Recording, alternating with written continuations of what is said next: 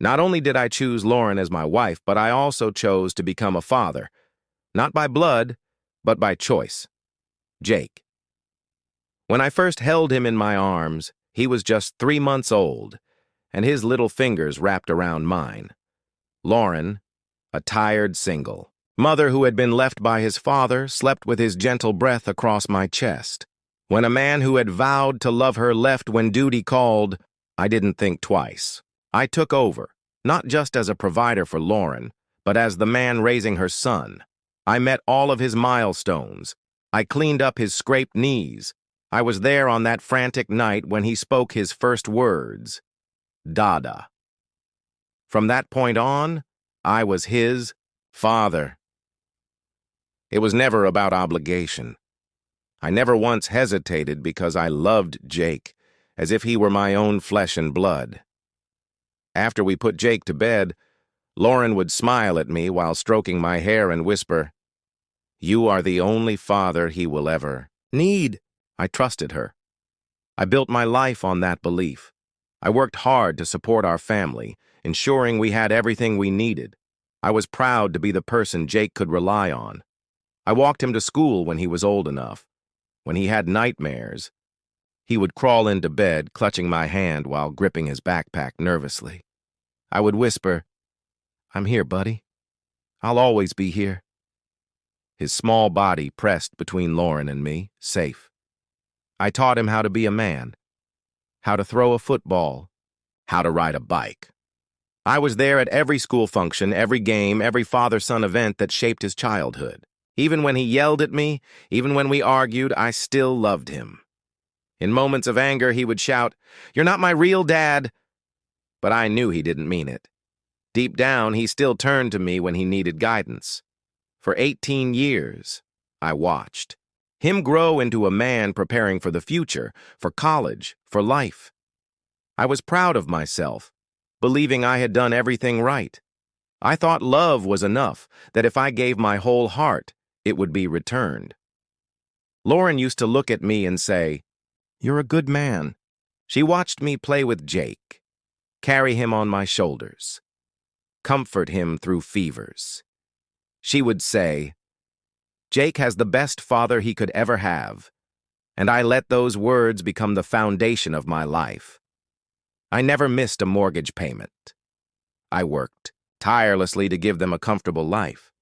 I filled up Lauren's gas tank before she even woke up. I made sure birthdays were special, especially for Jake. When he was 8, I threw him a pirate-themed party. I built a wooden ship in the backyard and even dressed up as Captain Hook. His eyes sparkled with joy. "This is awesome, Dad," he had said. Not stepdad, not some guy my mom married. Dad. That word meant everything to me. I believed the bond was unbreakable, but if love is one-sided, it means nothing. Maybe I ignored the signs. Maybe I didn't want to see them.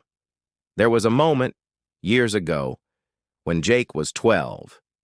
We were at a family gathering surrounded by relatives. Someone asked him, "Who's your real dad?" Jake hesitated. My stomach knotted. "Well, my biological dad left when I was a baby," he said. Then he paused, as if searching for the right words. Before he could finish, Lauren cut in with a nervous laugh. "Of course it's him," she said, pointing at me. "Jake has only ever known him as a father." That should have been my wake-up call. It wasn't natural for Jake to say it on his own. Lauren had to tell him. But I dismissed my doubts. I told myself that if I kept being a good father, it wouldn't matter. My love for Jake would always be enough. Years passed. When Jake turned 16, he started asking questions about his biological father. I answered truthfully, Lucas had moved on. "A father is the one who raises you, not just the one who gives you DNA," I said. Lauren reassured me. "He doesn't care about that man. He loves you." Even when Jake grew distant, when he stopped calling me Dad, I convinced myself it was just a phase. Jake's 18th birthday was supposed to be perfect. I planned every detail, his favorite cake, the backyard decorated, the grill ready for a BBQ. A brand new car hidden under a silver cover waited in the driveway. That morning, Lauren sat at the kitchen table, sipping coffee, scrolling through her phone. She looked normal. Nothing suggested what was about to happen. I laughed when she told me, "Don't go overboard with the speech today." "Come on," I said. "It's his 18th. Let me have my moment." She smiled. A strange smile. I should have known. That night, the backyard was filled with family and friends. Laughter and music surrounded us. Jake was in the center, basking in the attention, grinning ear to ear. I was flipping burgers when Lauren's voice cut through the noise. "His real father is back." The spatula almost fell from my hand. Lucas, Jake's real father. My chest tightened. I looked at Jake, hoping for something, some hesitation, some guilt, but he didn't even glance at me. The celebration went on as if nothing had happened. Lauren leaned in, her tone casual. "You're no longer needed." Just like that. One sentence erased 18 years of my life. I could feel rage boiling inside me, but I refused to show it. Not here. Not now. I looked at Jake again. He was laughing. With his friends, oblivious. Maybe he had always seen me as temporary, a placeholder until his real dad returned. I didn't yell. I didn't flip the table. I didn't demand an explanation. I simply smiled. Because while they had their plans, I had mine. I had spent 18 years providing for them. I made sure they had a home, a future, security. Lauren thought she could throw me away like an old coat. Jake thought he could erase me like I never existed. They had no idea who they were dealing with.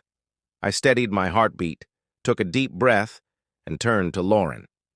My voice was calm, measured. "I see." I set down the spatula. And then I smiled, because they had just made the biggest mistake of their lives. Lucas gestured with the type of incredulity that screamed, "You're crazy! You think he's going to bring you back?" He frantically waved at me. He couldn't see me from where I was parked, but he knew I was observing. Lauren's lips pressed together, and her eyes darted, giving the impression that she believed he would alter his mind overnight. I could see the wheels turning in her mind as she made her way back toward the house, desperately trying to salvage this, trying to find some way to reverse her actions. But it was too late. She had already made up her mind, and now she had to deal with it. Lucas let out a harsh sigh and stepped aside, allowing me to hear him murmur, "You heard me?" Lauren's head snapped up, turning quickly. She hurried after him, saying, "I'm not dealing with this, Lucas. You can't just leave. Jake needs you, Lucas." She grabbed his arm. Lucas shook her off. "No, you need me," he said coldly. Lauren looked like she'd been slapped. And Jake, for that matter. "I don't need this headache," Lucas continued. For the first time since this situation began, I saw genuine dread in her eyes. Because suddenly, the man she had chosen over me, the one she had been so sure of, was walking away. "Lucas, please, just spend a short time with me so we can work things out." Lucas opened his car door. "Not my concern," he said. And that was that. When he left, Lauren stood on the driveway, her whole body trembling as she watched his car disappear down the street. She turned to Jake carefully. There was no Lucas, no safety. It was just the two of them now. No house. No money. Jake, my 18-year-old son, finally looked up, his face full of fear. For the first time since this whole ordeal began, they were the ones feeling abandoned. They were the ones left in the dark. I picked up my phone to check the time. 7:57 a.m. They deserved every moment of this. I grinned, tossed my phone onto the passenger seat, and backed out of my parking spot. I didn't go far, just a few blocks away, close enough to observe the aftermath.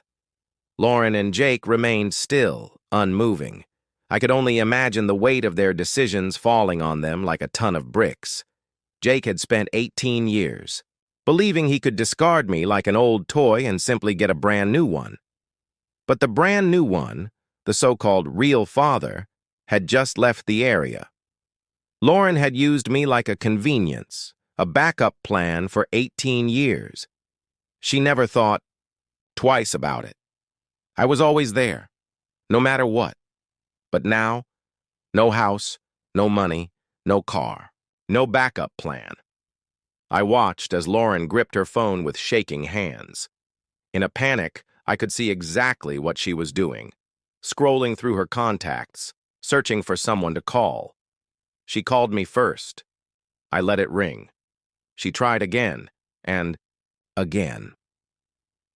On the fourth call, I answered, just long enough for her to hear the silence before I hung up. Jake was pacing now, hands in his hair, mumbling something I couldn't hear. Maybe he was realizing that his real father wasn't cut out for the job. Maybe he was beginning to understand the difference between a man who merely donates DNA and one who actually raises a child. But it was too late. Lauren turned to Jake, her lips moving frantically as she tried to explain. He grabbed her shoulders. She could scream. She could plead. But nothing could fix this. Crying wouldn't change the fact that she had discarded me with the same ease that she was now being discarded. For 18 years, I had ensured that they never had to struggle. And now that they were, Lauren tried the front door, but it wouldn't budge. I had changed the security codes overnight. She pounded on the door, as if sheer force could undo the paperwork, as if she could somehow reverse her mistake. Jake sat on the front steps, burying his face in his hands.